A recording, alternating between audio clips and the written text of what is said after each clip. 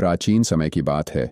एक गांव में एक बुजुर्ग महिला रहती थी जिसे सब बूढ़ी माई कहते थे। वह बहुत ही धार्मिक और भगवान श्री कृष्ण की परम भक्त थी।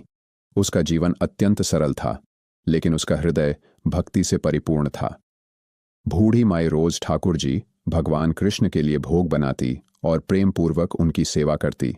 वह खुद चाहे भूखी रह जाए, लेकिन ठाकुर जी को ताज़ा भोजन अर्पित किए बिना चैन नहीं लेती थी। वह ठाकुर जी से ऐसे बातें करती जैसे कोई अपने प्रिय मित्र से करता है।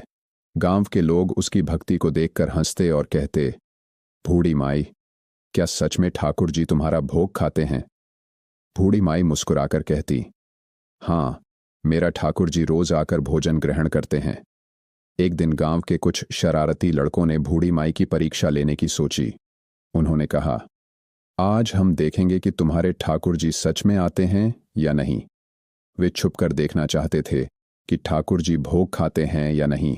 उस दिन बूढ़ी माई ने प्रेम से भोजन बनाया और ठाकुर जी को अर्पित किया, लेकिन ठाकुर जी नहीं आए।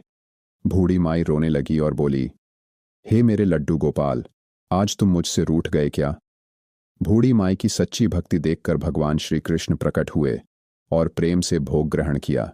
गांव के लड़के यह देखकर अचंभित रह गए और उनकी आंखों से आंसू बहने लगे। उन्होंने बूढ़ी माई से क्षमा मांगी और कहा, अब हमें भी ठाकुर जी की भक्ति करनी है। यह कहानी हमें सिखाती है कि भगवान सच्चे मन से की गई भक्ति को अवश्य स्वीकार करते हैं। उनका प्रेम भक्त के प्रेम से ही बंधा होता है।